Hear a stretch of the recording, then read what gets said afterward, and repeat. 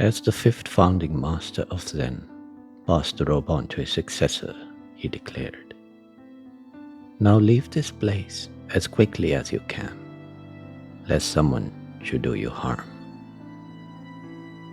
An illiterate young man, outside of the hierarchy of monks at the monastery, had just been chosen as the Sixth Patriarch of Chan, Zen Buddhism. And as to why, we covered that in the last video. We now continue this tale where it reaches its second climax, in what is perhaps the most direct and most powerful pointer in Zen Buddhism, or any other wisdom teachings for that matter. We begin here with Master Hung Jen's parting words to Master Huineng. "Beginning from you, the Dhyana school will become very popular. 3 years after your departure from me, I shall leave this world. You may start on your journey now. Go as fast as you can towards the south. Do not preach too soon, as Buddhism is not so easily spread." After saying goodbye, I left him and walked towards the south. In about 2 months' time, I reached the Ta Yu mountain. There I noticed that several hundred men were in pursuit of me, with the intention of robbing me of my robe and begging bowl. Among them was a monk named Hui Ming, whose lay surname was Chen. He was a general of the 4th rank in lay life. His manner was rough and his temper hot. Of all the pursuers, he was the most vigilant in search of me. When he was about to overtake me, I threw the robe and begging bowl on a rock, saying, "This robe is nothing but a symbol. What is the use of taking it away by force?" I then hid myself. When he got to the rock, he tried to pick them up, but found he could not. Then he shouted out, lay brother, for the Patriarch had not yet formally joined the order. "I come for the Dharma, not for the robe." Whereupon I came out from my hiding place and squatted on the rock. He made obeisance and said, "Lay brother, preach to me, please." "Since the object of your coming is the Dharma," said I, "refrain from thinking of anything and keep your mind blank. I will then teach you."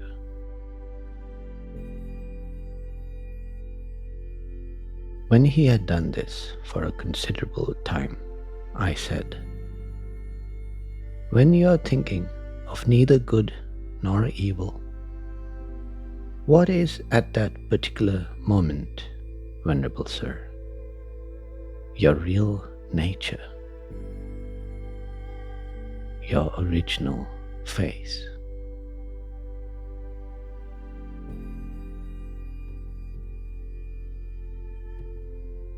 When you are thinking of neither good nor evil, what is at that particular moment your real nature, your original face?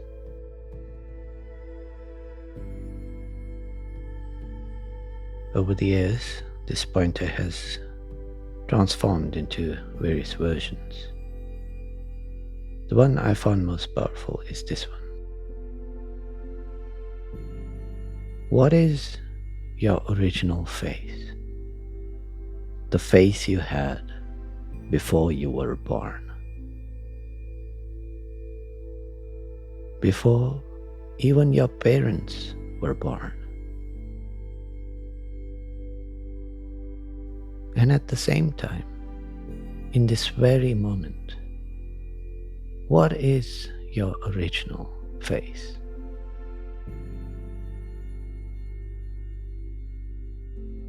As soon as he heard this, he at once became enlightened. But he further asked, Apart from those esoteric sayings and esoteric ideas handed down by Patriarch from generation to generation, are there any other esoteric teachings? What I can tell you is not esoteric, I replied. If you turn your light inwardly, you will find what is esoteric within you. In spite of my staying in Huangmei, said he, I did not realize my self-nature. Now, thanks to your guidance, I know it. As a water drinker knows how hot or cold the water is. Lay brother, you are now my teacher. I replied, if that is so, then you and I are fellow disciples of the Fifth Patriarch. Take good care of yourself. In answering his question whether he should go thereafter, I told him to stop at Yuan and take up his abode in Meng. He paid homage and departed.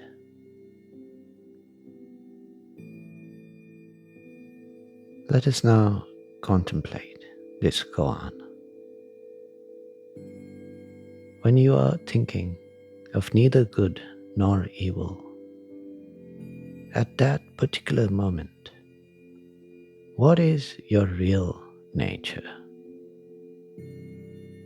Your true nature, your original face. Have you noticed how you stare at your eyes in the mirror?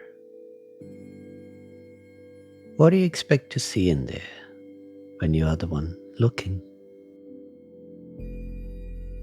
You're exactly in the opposite direction.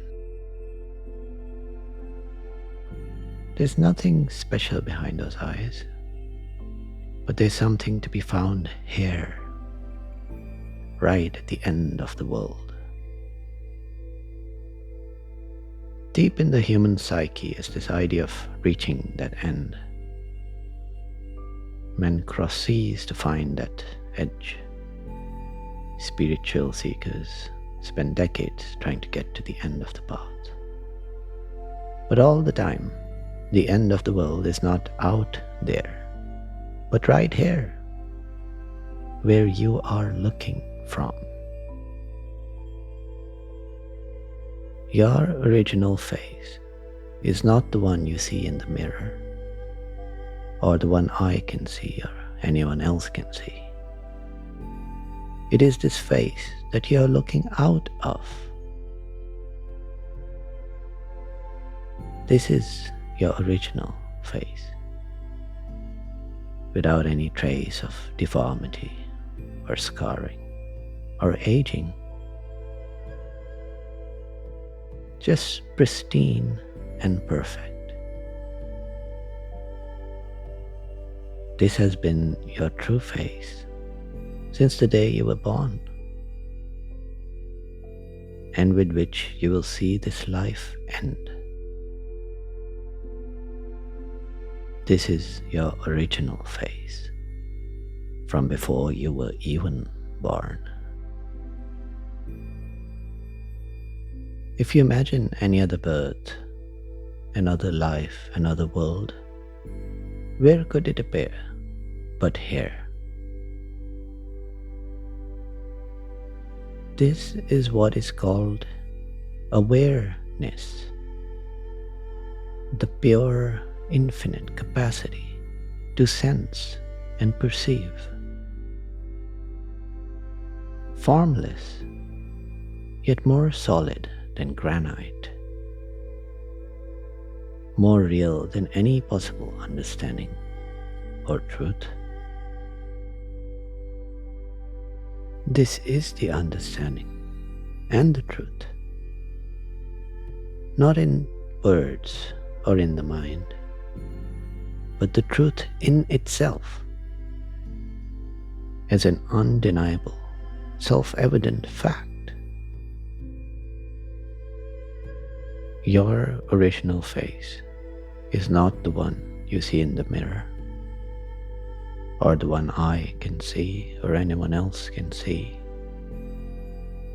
It is this face that you're looking out of. Pristine, ageless, and perfect. Once you know this truth, can you live life as a meek thing, searching for something, needing to realize or attain or be enlightened or saved? No. When the mind and the world tire you, just look from this original face. From here, what is all this? What are all these sentient beings? They look as much like you than if they were your identical twins. Because now you don't see their external appearance, the masks they wear. You can see through to that original face, which is your face. This is all just the experience of different bodies, different points in space and time. But from this same timeless face. So here you are, face to face, eyebrow to eyebrow, with all the Buddhas and the Patriarchs. So close that the eyebrows have merged and only this original face remains. What does it matter which image is being held up in front of the face? What does it matter which world is being seen? This is the face that contains the world. All worlds. Right now, and before you were even born. Primordial and pristine. When experience first appears, when consciousness appears, with what do you witness its appearance? That is truly you. And that is ultimately all that is real. Reality. This is your original face. The essence of mind. The Buddha nature. That is the truth underlying the idea of the separate sentient beings, the separate selves. This is that original state which was present before you came to know of your own existence. And this original state is present even now. It hasn't disappeared. All knowledge, all that is known, has appeared upon this absolute state. It is a superimposition. But that original state is present even now as this awareness, as the state of being aware.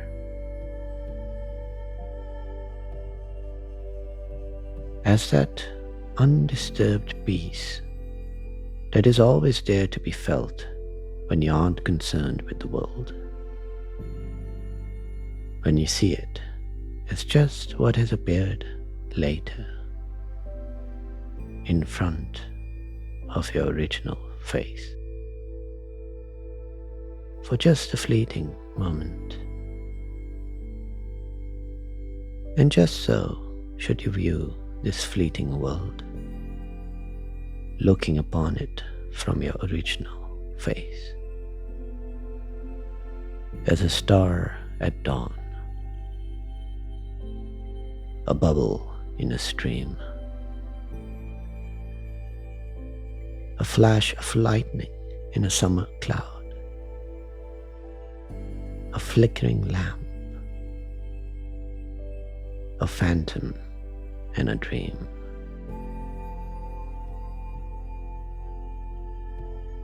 So consider for yourself, what is your original face? The face you had before you were born? When you are thinking of neither good nor evil, at that particular moment, what is your true nature, your original face?